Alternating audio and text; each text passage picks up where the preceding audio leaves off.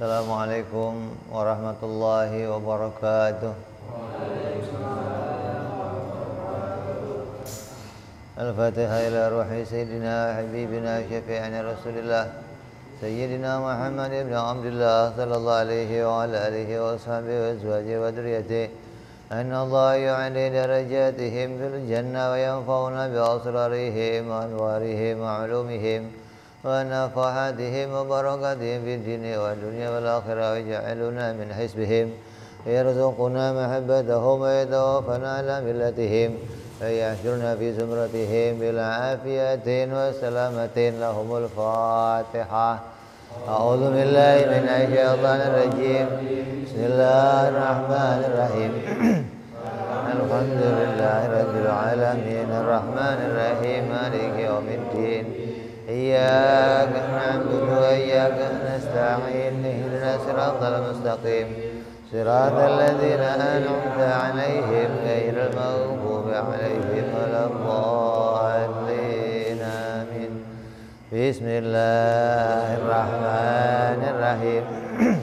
Nawaitu ta'alluma wa ta'lima wa tadhakkura wa tadhkira والنفع والانتفاع والإفادة والاستفادة والحث على التمسك بكتاب الله وسنة رسول الله صلى الله عليه وسلم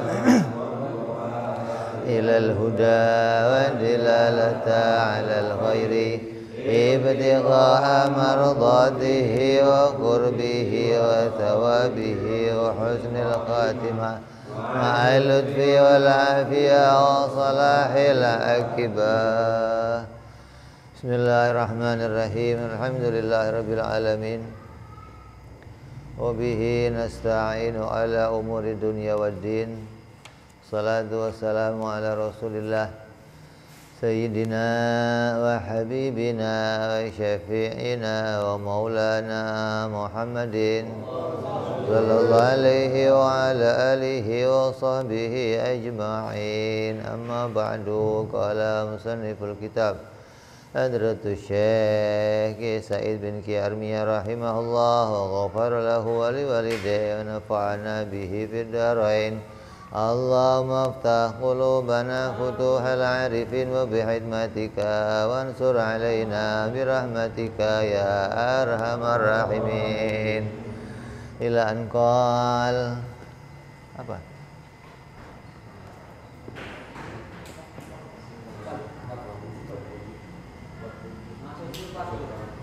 Hah? Sifat apa? Oh iya sudah. Hukum udah emang.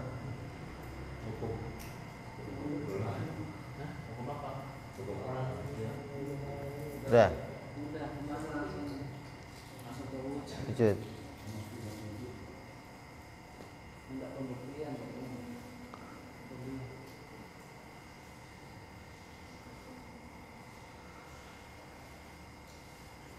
Jadi kita ulang, ini penting memang. Jadi untuk pembahasan sifat-sifat Allah ini, hukum yang akan kita pakai namanya hukum akli atau hukum akal. Ya. Hukum yang lain itu tidak kita pakai dalam pembahasan ini. Di dalam mengenali sifat-sifat Allah, modalnya hanya pakai satu hukum, yaitu hukum akal. Adapun hukum yang lainnya yaitu hukum syariat dan hukum adi atau adat itu tidak kita pakai. Nah, hukum akal ini jarang orang yang tahu. Jadi kalau sampai kamu bisa tahu, maka ini keberuntungan yang luar biasa. Kenapa orang jarang tahu? Sasaran hukum akal ini kadang tidak ditemukan oleh setiap orang yang punya akal. Kadang sasaran akal mereka itu pada hukum adat, sehingga hukum akalnya sendiri itu nggak ketemu sasarannya. hukum adat dijadikan sasaran hukum akal, gitu loh. Jadi hukum adat itu apa? Ya pergandengan kan, pergandengan sesuatu dengan sesuatu itu hukum adat. Tapi pergandengan hukum adat ini bisa saja berpisah, bisa saja nggak bergandeng seperti itu, begitu loh. Seperti apa contohnya? Api dengan terbakar, ini bergandengan kan? Makan dengan kenyang, pisau dengan terpotong, ini pergandengan ini. Batu dilempar ke atas, jatuh, ini pergandengan namanya. Dan pergandengan itu bisa mengalami perubahan, itu hukum adat. Keputusan pergandengan hukum adat itu nggak dipikir, gitu loh. Jadi bukan, oh kalau api terbakar, oh ini masuk logika. Itu bukan logika, itu bukan nalar, itu kebiasaan. Nah ini salahnya di sini. Karena dia nggak menyikapi, nggak tahu hukum, maka kebiasaan itu jadi sasarannya hukum akal. Dianggap pergandengan itu tidak bisa terpisah, gitu loh. Wajib api itu membakar. Wajibnya ini bukan wajib menurut akal. Kalau wajib yang menurut akal, pergandengannya nggak bisa dipisahkan. Itu wajib kata akal, gitu loh. Kalau wajib kata hukum adat, itu gandengannya bisa saja terpisah. Api membakar, maka kata hukum adat bisa saja api itu tidak membakar. Apa contohnya? Apa contohnya? Contohnya api nggak membakar apa? Nabi Ibrahim alaihi salam. Kalau kamu nggak mau jauh-jauh ya ke Banten aja lah, sono lah lihat apa? Debus. Pisau digosok-gosok nggak sobek. Nggak terima api di tangan, dimakan apinya sekalian. Nggak apa-apa. Masukin sini juga nggak apa-apa, paling rambutnya kebakar. Jadi pergandengan hukum adat itu bisa saja pisah. Lah, kadang orang karena nggak menemukan sasaran aslinya hukum akal, lalu hukum adat dijadikan sasaran hukum akal. Maka dikatakan nggak mungkin kalau api itu nggak terbakar, nggak mungkin kalau ada orang kena pisau nggak sobek, nggak mungkin. Ini loh, nggak mungkin ada orang udah makan kok nggak kenyang. Ini dipastikan hingga seakan-akan dia tidak bisa dipisahkan. Ini yang sekarang terjadi. Kalau saya ngomong batu saya lempar ke atas, pasti nggak jatuh? Menurut hukum adat pasti nggak? Pernah nggak jatuh?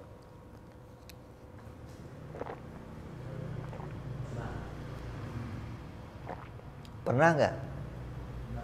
Kapan? Mana ada? Pernah lihat kamu?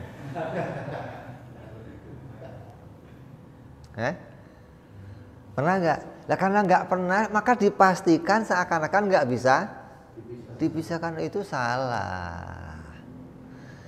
Karena keputusan memastikan batu itu kalau dilempar itu pasti ke bawah, kepastiannya itu karena dicoba, bukan kepastian karena dipikir. Maka ini pisahkan ini, kepastiannya karena dicoba hingga keputusan hukumnya namanya hukum adat, hukum kebiasaan. Kalau hasil kepastiannya dipikir, nggak pakai uji coba, itu baru namanya hukum akal. Ini bedakan di sini nih. Orang menteliti ini sama ini kalau dicampur pasti akan terbakar. Ini akan menghasilkan ledakan yang maha dahsyat, pasti. Itu pastinya kenapa? Karena uji coba, bukan dipikir, bukan. Beda nih. Jadi kepastian yang hasil uji coba jangan disalah sasarankan dengan kepastian yang hasil dipikir.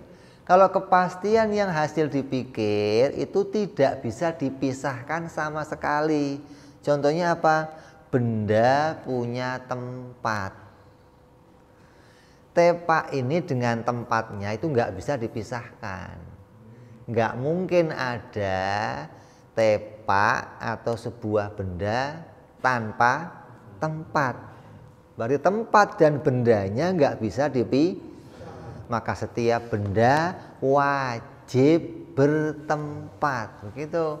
Hasil keputusan wajibnya dipikir, bukan uji coba. Dilihat benda sono, benda sono, benda sono, benda di Amerika. Bukan hasil uji coba, bukan.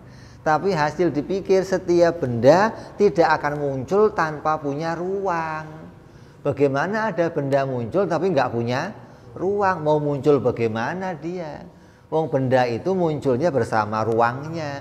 Ada yang ruangnya segini, ada yang lebih gede lagi, ada yang lebih kecil lagi. Masing-masing benda muncul bersama ruangnya masing-masing. Maka ruangan bagi benda itu hukumnya wajib. Ya, wajibnya hasil dipikir. Hingga wajibnya, hukum wajibnya tidak bisa dipisahkan. Ini bedanya ini. Kalau saya lempar ini ke atas, jatuh, wajib jatuh, pasti jatuh. Tapi kepastian jatuhnya karena diuji coba. Diulang lagi, jatuh lagi. Diulang, jatuh lagi. Oh, maka pasti nih kalau ada barang dilempar pasti jatuh. Ini hukum pastinya berbeda. Makan, kenyang, itu uji coba. Makan lagi, kenyang lagi. Makan lagi, kenyang lagi. Orang kedinginan pakai selimut, itu uji coba. Kalau kamu pakai selimut, pasti hangat dah badannya. Ini uji coba. Dingin pakai selimut, hangat. Dingin lagi pakai selimut, hangat. Maka diputuskan, oh berarti orang pakai selimut itu kalau kedinginan bisa hangat. Hasil kepastiannya karena diulang-ulang, karena melakukan uji coba. Ini sasaran hukum adat. Nah, bedakan ini. Jangan terus jadi sasaran hukum akal, jangan. Sekarang ini yang begitu dianggap logika, logis. Batu dilempar ke atas, memang itu logis begitu. Itu bukan logis, itu namanya kebiasaan. Nanti kalau kita cerita Isra Mi'raj dianggapnya mustahil. Mustahil itu tidak pernah terjadi. Itu namanya Kalau bisa terjadi ya bukan mustahil. Lah Isra Mi'raj buktinya terjadi. Kok bisa dikatakan mustahil? Itu enggak logis. Kok enggak logis? Itu luar biasa. Nah ini. Kenapa kok luar biasa? Karena kan orang itu biasanya kalau mau naik ya ada kendaraannya, ada alatnya. Biasanya kalau mau ke sana butuh waktu yang lama biasanya. Kan kembali ke biasanya, bukan mustahil. Ini kadang orang-orang ini nggak menemukan sasaran yang benar untuk menetapkan hukum akal. Jadi hukum akal kembali kita tekankan, pergandengan sama dengan hukum adat, tapi pergandengannya nggak bisa dipisahkan. Itu wajib menurut hukum akal. Kalau mustahil bagaimana? Mustahil nggak mungkin bergandeng, nggak mungkin keduanya ini menjadi satu perkara, nggak mungkin. Seperti apa? Seperti apa? Benda tidak bertempat. Ini nggak mungkin ada. Benda tidak gerak, tidak diam, nggak mungkin ada. Benda itu sifat yang pokok dua, diam, kalau enggak gerak. Itu semua benda. Kamu cari benda apa aja, dia diam atau gerak. Nah, kalau ada benda kok tidak geram, tidak gerak, tidak diam, itu namanya mustahil. Nah, bedanya apa mustahil yang adat yang mereka temu? Kalau mustahil kata mereka adat, kalau Allah mau bisa saja Allah bikin. Nah, ya kan? Kayak api biasanya membakar. Kalau Allah mau bisa aja api itu tidak membakar. Loh, kalau Allah mau api itu tidak membakar bisa, berarti panasnya api membakar itu bukan wajib. Buktinya bisa dirubah jadi yang lain. Tapi kalau benda tidak gerak, tidak diam, ini nggak bisa diciptakan. Tidak akan bisa diciptakan sebuah benda tidak gerak, tidak diam, nggak ada bendanya, nggak ada. Itu namanya mustahil. Itu asli mustahil. Perkara yang sama sekali tidak mungkin ditemukan. Seperti apa? Adanya Tuhan selain Allah. Itu mustahil. Mustahil ada Tuhan lain, itu mustahil, nggak akan ada, nggak akan. Mungkinnya saja nggak terjadi. Tidak mungkin terjadi. Kalau ngomong benda dilempar ke atas, jatuh. Mungkin nggak kalau nggak jatuh? Mungkin saja. Berarti mungkinnya ada kemungkinan. Tapi kamu belum pernah lihat, begitu loh. Nah, kemungkinan yang seperti itu yang bisa terjadi menunjukkan itu bukan barang wajib. Kalau barang wajib itu tidak akan mungkin bisa ditemukan terpisahnya. Benda dilempar ke atas pasti wajib. Berarti benda apa saja kalau saya lempar ya akan jatuh. Nggak mungkin. Itu baru namanya wajib. Tapi nggak demikian nyatanya. Ini paham ini ya. Jadi kamu harus bisa misahin mana sasarannya hukum akal dan mana sasarannya hukum adat. Hukum adat itu hukum yang keputusan wajibnya itu hasil diuji coba dan nggak punya mustahil, nggak punyanya luar biasa. Nggak ada mustahil dalam hukum adat, nggak ada.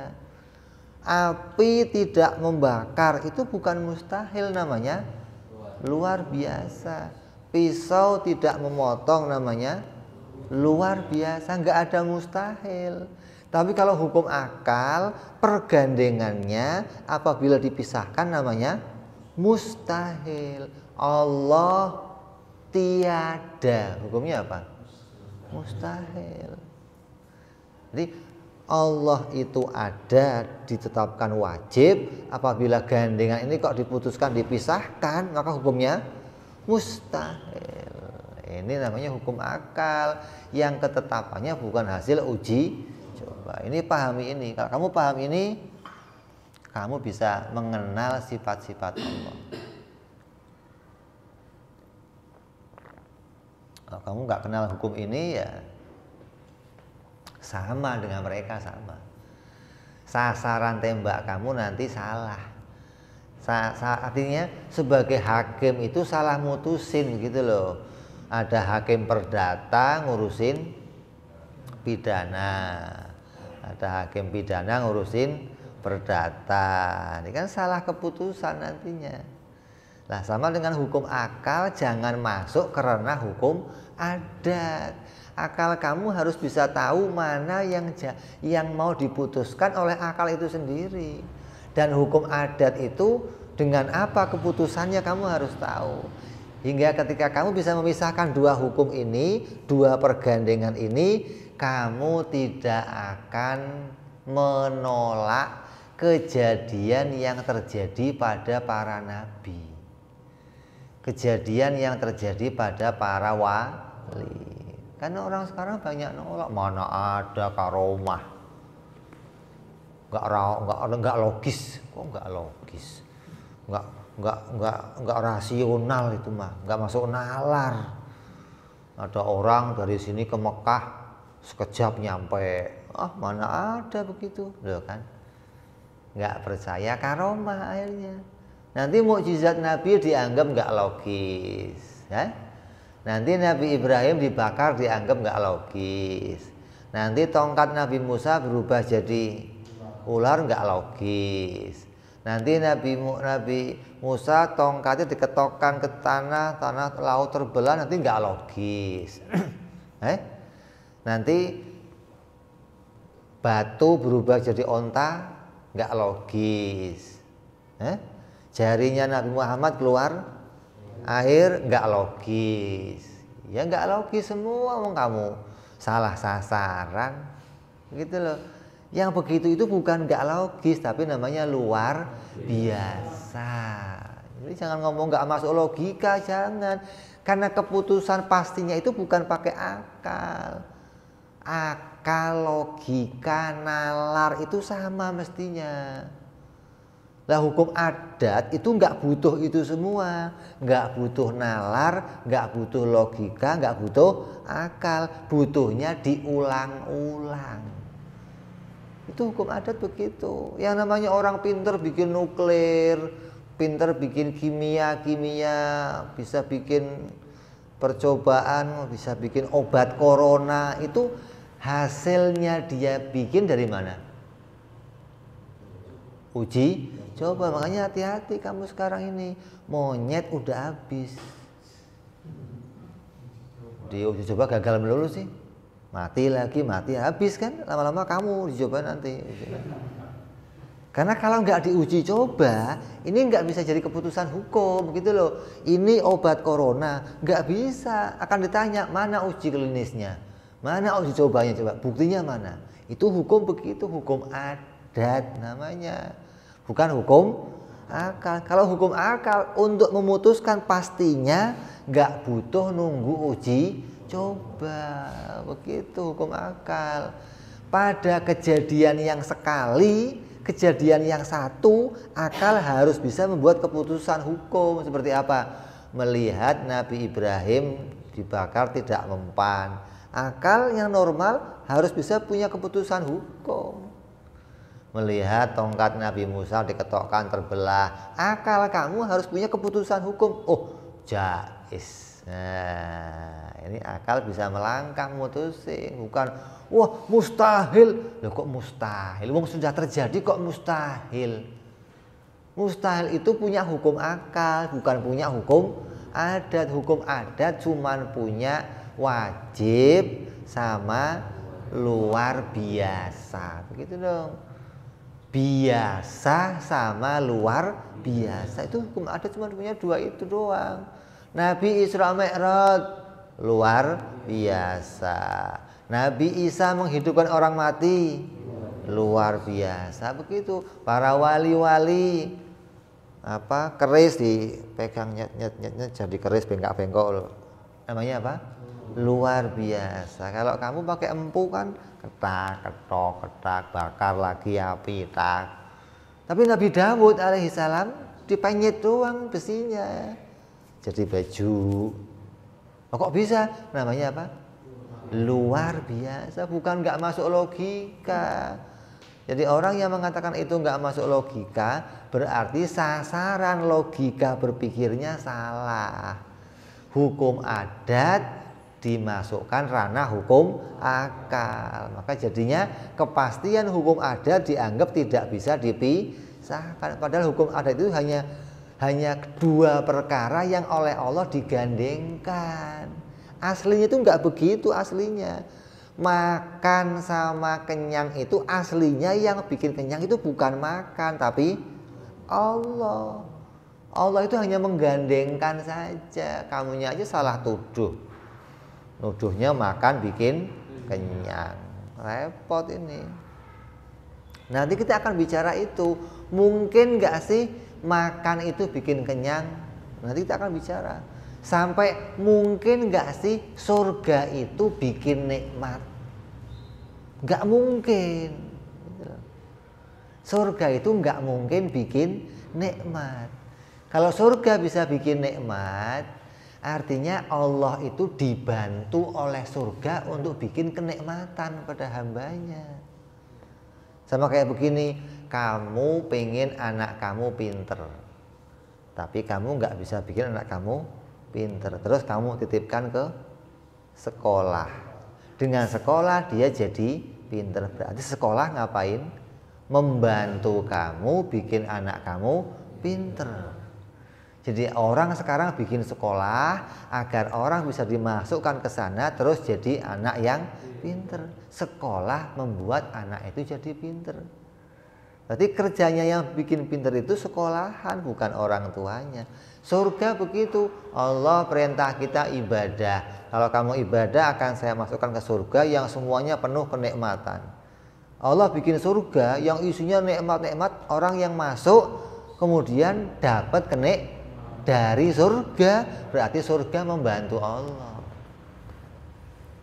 Allah itu dibantu oleh surga untuk bikin kenik. Enggak demikian, enggak. Yang bikin nikmat itu Allah, bukan surganya, bukan. Surga itu hanya gandengannya. Kamu ditaruh di surga, oleh Allah dikasih nikmat. Bukan surga bisa bikin nikmat, bukan. Api bisa bikin panas, nasi bisa bikin kenyang, bukan. Allah itu menjadikan sesuatu dijadikan sendiri, nggak pernah nitipin siapa-siapa, nggak pernah. Allah bikin enak ya dibikin sendiri, Allah bikin sakit ya dibikin sendiri. Adapun digandengkan dengan sesuatu itu namanya sunnatillah. Lah, banyak orang yang tertipu sama sunnatillah. Dianggap sunnatillah itu hukum akal yang pergandengannya nggak bisa dipisahkan. Wah, ini kerusakan berpikir. Dari sini asal kerusakan orang berpikir. Dari sini asalnya orang nggak nemu Allah, dari sini asalnya. Kalau kamu bisa misahin hukum ini, mana hukum adat, mana hukum akal, nanti kamu bisa nemu Allah dengan jelas bahwa Tuhan itu pasti ada. Makanya kenapa para filsafat, para saintis yang peneliti, ilmuwan kok nggak nemu Tuhan? Karena tadi salah sasaran hukum. Hukum adat digunakan sasarannya pakai hukum akal. Untuk mutusin hukum adat pakainya akal itu salah. Untuk mutusin hukum adat pakainya kebiasaan. Jangan pakai akal. Akal untuk mutusin sasarannya sendiri. Begitu kan? Jadi sasaran hukum akal itu sesuatu pergandengan yang nggak mungkin dipisahkan. Kalau sasaran hukum adat, pergandengan yang mungkin saja dipisahkan. Ketika hukum adat dipisahkan namanya luar biasa. Kalau hukum akal dipisahkan namanya mustahil. Itu baru kamu. Ini kayaknya sudah punya akal semua ini mah. Alhamdulillah ini, masya Allah. Artinya akalnya sudah tepat sasaran gitu loh. Kacamatanya sudah tepat sasaran. Nah, kalau kita sudah tahu hukum adat itu punya hukum apa tadi? Pasti dan luar biasa. Biasa dan luar biasa. Hukum akal itu punya 3 sasaran hukum. Yang pertama namanya wajib, yang kedua mustahil, yang ketiga jaiz. Kamu paham 3 hukum ini zaman sekarang itu namanya kamu luar biasa. Jangan ngomong mustahil, jangan. Jadi kamu ini orang-orang mustahil itu, bukan. Kamu ini orang-orang luar biasa. Di zaman sekarang masih bisa paham wajib, mustahil, jaiz. Ini luar biasa. Kalau kamu nggak percaya, kamu cek keluar. Kamu cek keluar. Kamu tanya aja, kamu tanya. Kalau ada batu saya lempar jatuh ke bawah itu pasti nggak? Pasti. Mungkin nggak batu dilempar ke atas terus nggak turun lagi? Oh ya nggak mungkin, mustahil. Salah sasaran. Nah kalau Isra Mi'raj mungkin nggak? Oh mana mungkin? Loh, salah sasaran. Itu sekarang rata-rata. Nah kata tanya, kenapa kamu wong Isra Mi'raj itu nggak masuk akal kok kamu bisa percaya? Nah, kan disuruh iman. Bagaimana mungkin kamu iman sesuatu yang akal kamu nggak terima? Bagaimana kamu bisa yakin mengimani sesuatu yang nggak logis di pikiran kamu? Ini nggak logis, tapi saya suruh iman, saya iman aja. Nah, kamu kentir namanya kalau begitu. Mau iman sesuatu yang nggak masuk akal bagaimana? Azab kubur, siksa kubur, pertanyaan kubur itu masuk akal semua. Tapi itu luar biasa. Nah, makanya pisahkan dua hukum ini, kamu akan beragama dengan benar. Kamu nggak bisa misahin hukum ini dua ini, kamu nggak akan benar beragama. Pasti ada perkara-perkara agama yang kamu anggap itu nggak logis, tapi saya suruh iman ya saya iman aja. Mana bisa? Jadi semua yang diberitakan oleh Nabi, semua yang terjadi pada Nabi itu semuanya logis, semuanya masuk akal, karena akal punya sasaran yang benar untuk itu. Kalau kamu salah sasaran, maka akan terjadinya apa? Kamu akan menolak berita-berita syariat, kamu akan menolak kewaliannya para wali, karomahnya para wali. Nah yang parah, kalau kamu menolak hukum syariat, ini yang parah. Contohnya menolak apa? Menolak hari kebangkitan. Bahwa nanti tulang-tulang akan dibangkitkan lagi oleh Allah sedia kala. Oh mana mungkin. Loh, mustahil itu. Bukan mustahil. Namanya apa? Luar biasa. Begitu dong. Allah mampu menjadikan tanah jadi manusia. Allah mampu menjadikan mani jadi manusia. Ya. Allah mampu menjadikan Nabi Adam dari tanah jadi manusia. Ibu Hawa, Siti Hawa dijadikan jadi tulangnya Nabi Adam. Bisa. Tulang jadi manusia. Ya. Nabi Adam tanah jadi manusia. Kamu mani jadi manusia bisa. Kenapa kok tulang-tulang yang sudah mati nggak bisa dibikin lagi jadi manusia? Kok bisa mengatakan mustahil? Maka ini namanya luar biasa. Nyambung ini? Iya. Coba kamu cek tulang kamu. Ada yang hilang nggak? Karena istri kamu dibuat dari tulang rusuk. Cek yang hilang 2, 3, 4 gitu. Biar kamu tahu, oh saya jatahnya 3 berarti ini. Dicek dulu, kalau nggak ada yang copot, oh berarti jomblo terus. Kamu udah sampai mati lo, jomblo aja lo. Cek, berarti ada copot 1. Udah kepasang lagi itu berarti. Ya, ini 2 hukum ini penting. Kalau nggak tahu ini, udah nggak lanjut, kita nggak lanjut. Artinya kamu ngomong belakang nggak bisa nyambung, nggak. Ya, jadi 3 hukum ini wajib, mustahil, jaiz. Karena untuk mengenali Allah, nanti akan kita bicarakan 3 hukum ini. Apa yang wajib bagi Allah, apa yang mustahil bagi Allah, dan apa yang jaiz bagi Allah. Begitupun pada Nabi. Apa yang wajib pada Nabi, apa yang mustahil pada Nabi, dan apa yang jaiz pada Nabi. Ini 3 ini yang akan kita bicarakan. Terus yang pertama yang akan kita bicarakan wajib wujud. Allah wajib wujud. Kita mau mengenali Allah. Yang bisa kita kenali Allah itu ada. Udah gitu doang. Bahwa zatnya Allah itu ada, Allah itu zat dan zatnya ada. Kita nggak ngerti adanya zatnya kayak apa. Apapun yang kamu bayangkan dari zatnya Allah itu salah semua. Allah tidak yang seperti kamu bayangkan. Karena yang masuk di pikiran kamu semuanya makhluk. Allah bukan makhluk, maka nggak bisa kamu rekayasa.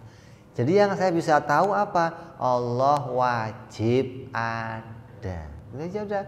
Jadi sifat yang pertama yang wajib kita tahu, Allah itu ada. Nah, diukur pakai hukum akal, Ada bagi Allah itu mau ditetapkan apa? Oh, hukumnya mau ditetapkan wajib. Artinya apa? Ada yang wajib itu? Ada yang wajib itu ada yang tidak pernah mengalami tiada. Jadi adanya Allah itu tidak pernah mengalami tiada, tidak akan berubah menjadi tiada. Beda dengan adanya kita. Ini mewakili kita, mewakili alam semesta, cukup satu. Ini ada, mic ada, saya ada, peci ada, kacamata ada. Ini disebut ada semua ini. Kenapa kok disebut ada? Karena dia zat, dia punya sifat. Tiap-tiap zat yang punya sifat maka dikatakan ada, sesuatu yang berwujud. Jangan gambarkan wujud itu bentuk. Ini orang salah paham ini.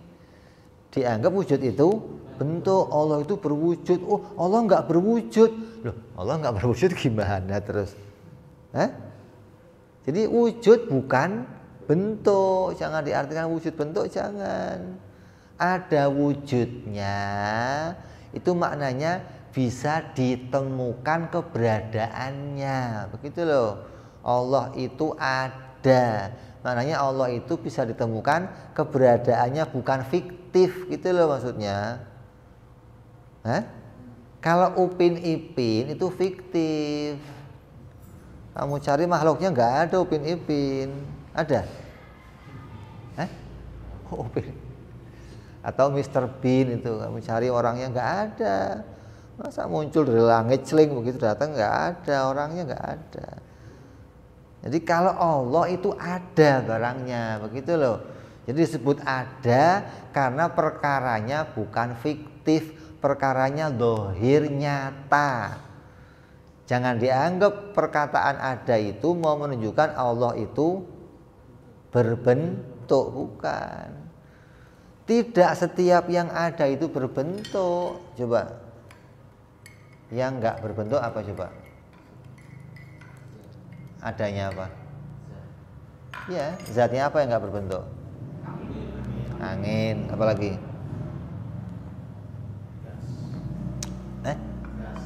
Gas. Sinar.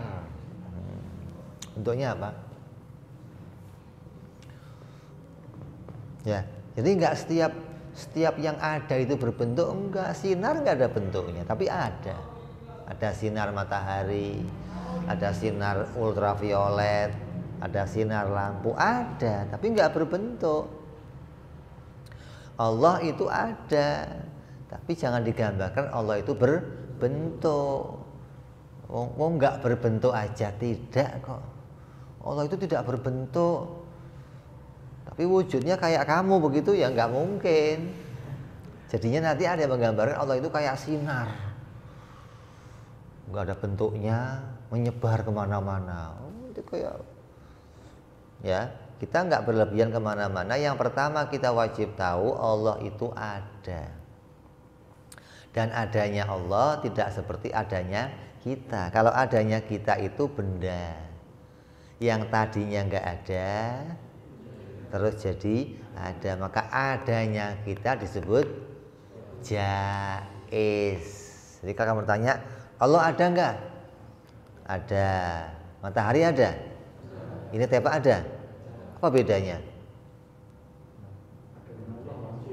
Adanya Allah wajib, adanya makhluk jaiz. Itu hukum akal begitu, rumunya begitu cukup itu.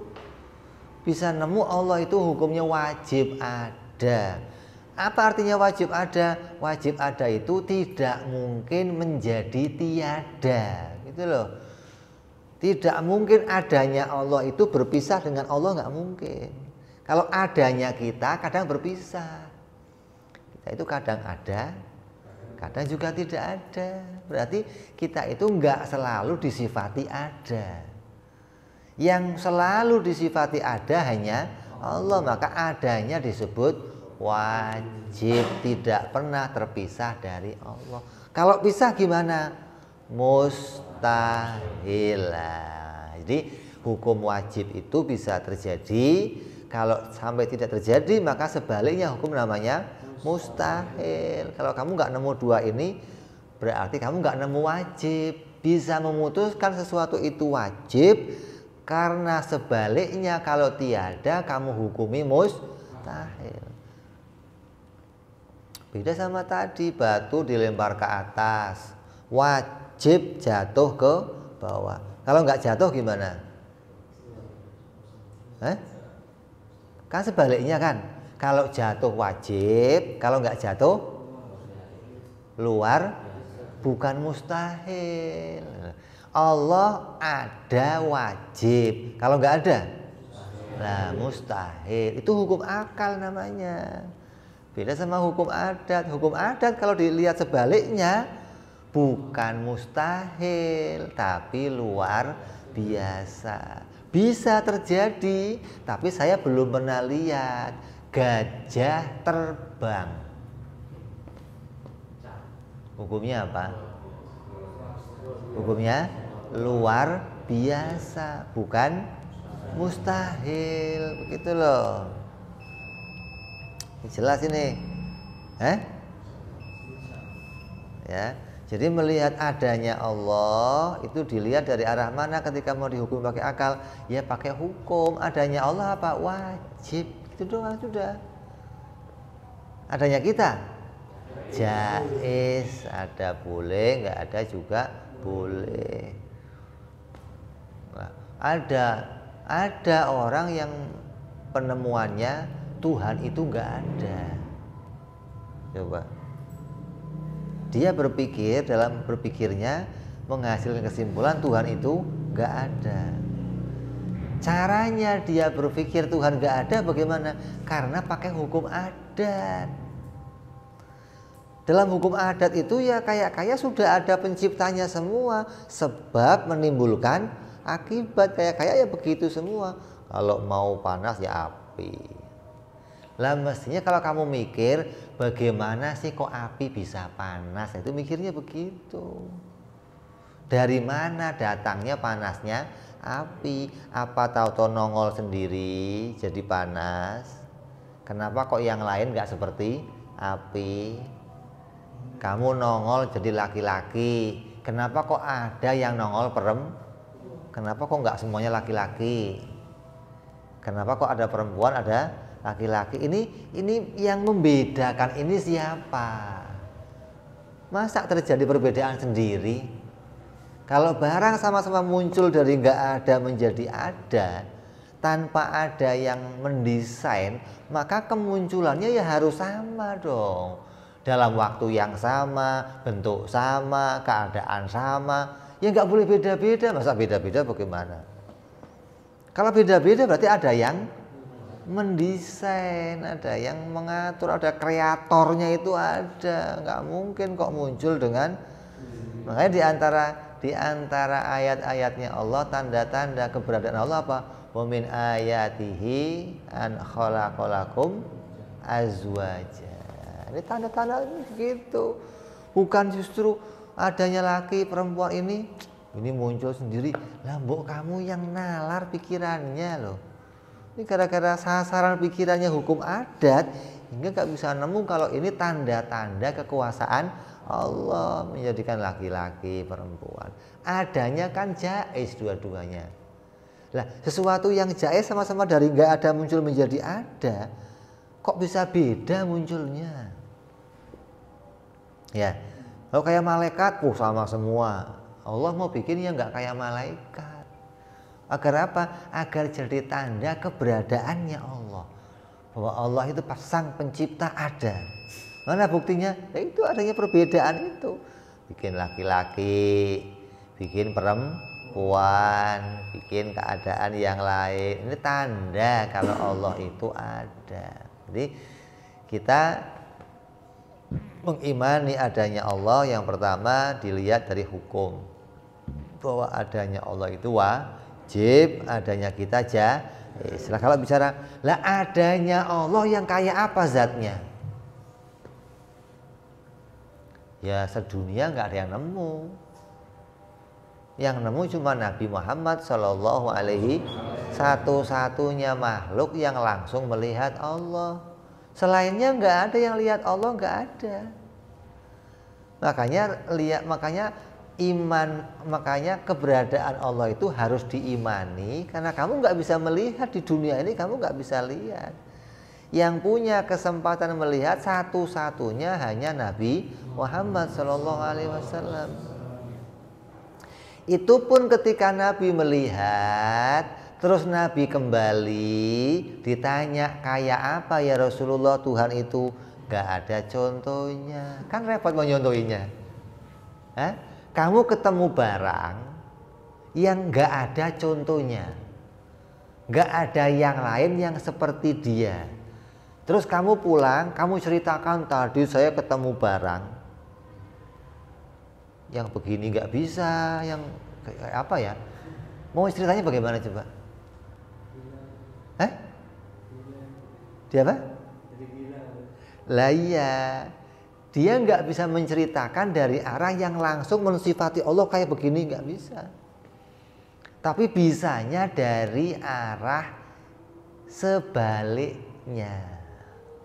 Tadi saya ketemu barang yang nggak begini, yang tidak begini, yang tidak begini. Ini yang bisa kita kenali. Jadi kalau kita mau tahu wujudnya Allah itu yang kayak apa? Wujudnya Allah yang bukan benda. Begitu doang. Kenapa? Wujud yang lainnya pasti benda. Wujud yang selain Allah, wujud yang dia itu bukan Tuhan, pasti wujudnya namanya benda. Dalam bahasa tauhid namanya jirim. Atau disebut jauhar. Kalau dalam bahasa kita namanya benda. Apa sih benda itu? Benda itu sesuatu yang punya ruangan secukup dirinya sendiri.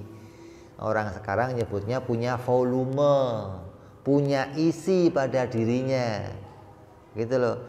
Bukan benda itu yang menempat di atas meja, bukan. Benda itu menempatnya di mana? Benda itu menempatnya ya secukup ruangannya segini nih. Mau di atas meja boleh, mau di atas mic boleh, mau di atas kepala boleh. Tapi di mana saja dia berada pasti pada ruangannya sendiri. Dia nggak bisa tukar ruangan dengan saya, nggak bisa. Saya jadi kecil seperti dia membesar seperti saya, nggak bisa. Masing-masing sudah dikasih ruangan sendiri oleh Allah. Biarpun satu titik itu pasti ada ruangannya. Tidak mungkin ada sebuah benda tanpa ruang, nggak ada. Benda tanpa ruang itu dikatakan mustahil. Tidak akan pernah kamu jumpai, tidak akan. Nah, Allah itu zat yang tidak butuh tempat. Maka Allah itu wujudnya bukan benda. Wujudnya Allah bukan seperti benda. Kalau kamu katakan bahwa oh tiap-tiap yang ada itu pasti punya tempat, oh itu adanya benda. Tiap-tiap yang adanya benda pasti punya tempat, itu yang biasa kamu temu. Jangan terus Allah kamu tarik ke kebiasaan kamu, jangan.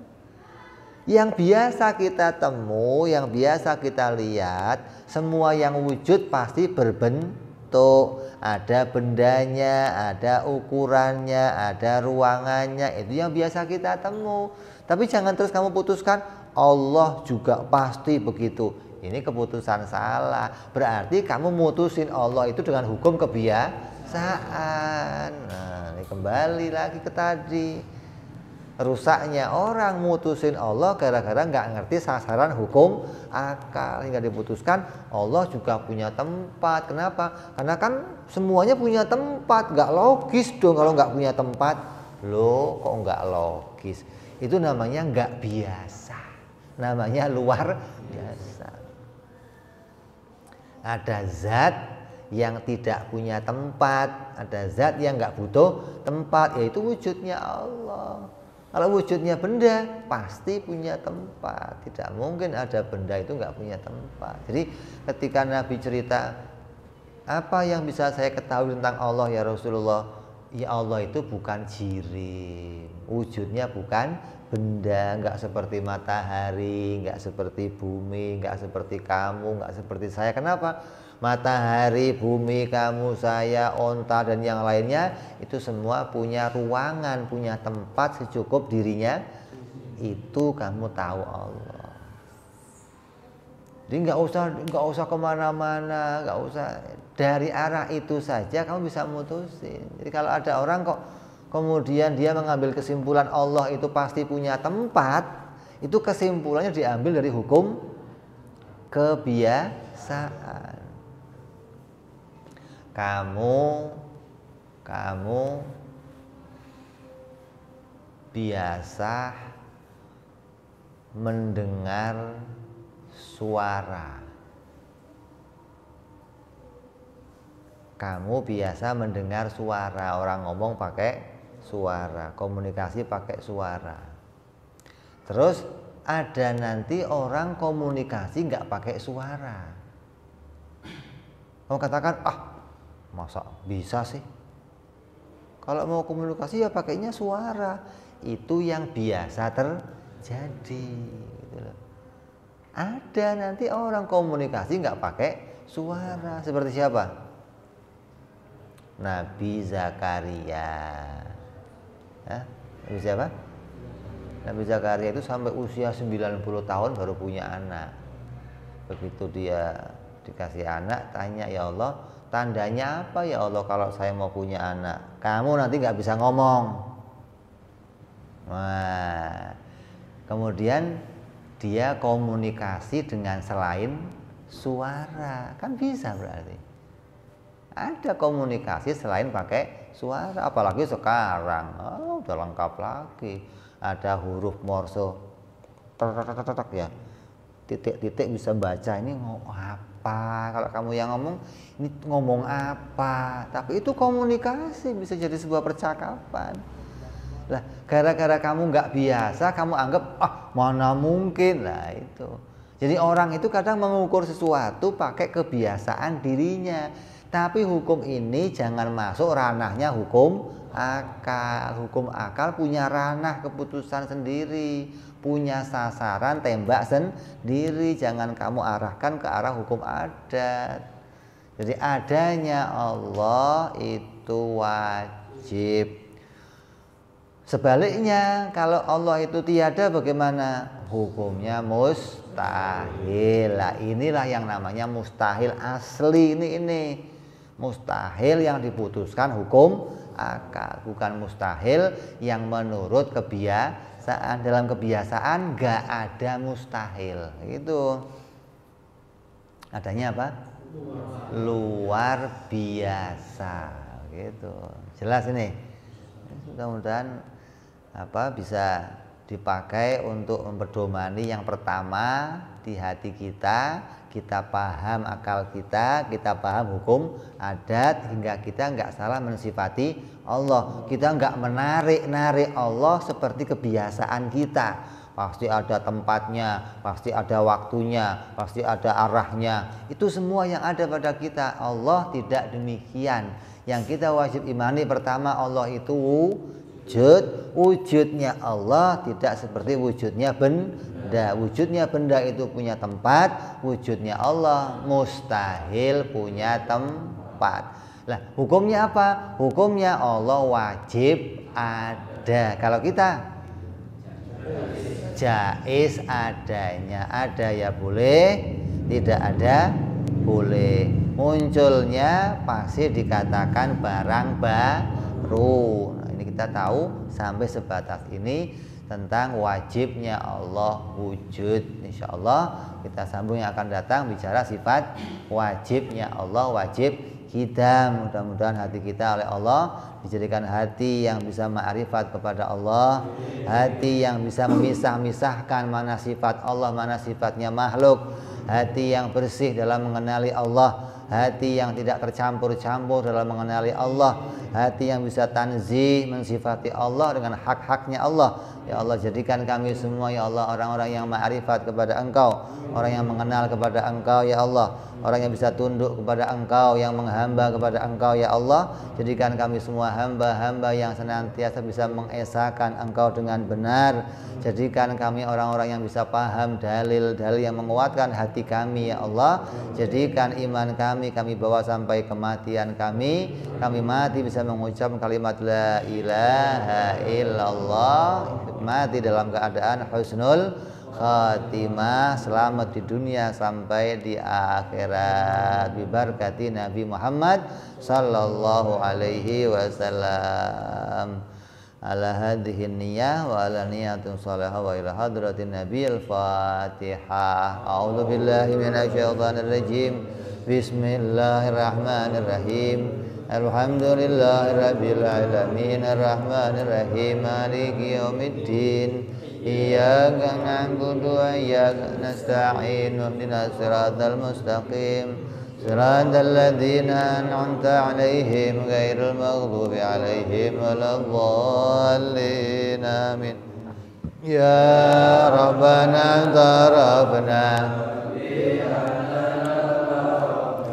wa annana asrafna 'ala ladha ashrafna fatub alaina tauba taghsil kulli hauba wastur lana aurati wa amin rawati wa ghfir li walidina rabbi wa mauludina wal ali wal ihwani wa sairil hillani wa kulli dhi mahabbah au jiratin au suhbah wal muslimina ajma amina rabbi isma fadlan wa judan manna la biktisabi minna bil mustafa rasulina dhabi kulli suli salla wa salam rabbi alaihi andal habbi wa alihi wa sahbihi idada dasi suhbi walhamdulil ilahi bil bad'i wa tanahi subhana rabbika rabbil izzati amma yasifun wa salamun alal mursalin walhamdulillahi rabbil alamin. Assalamualaikum warahmatullahi wabarakatuh.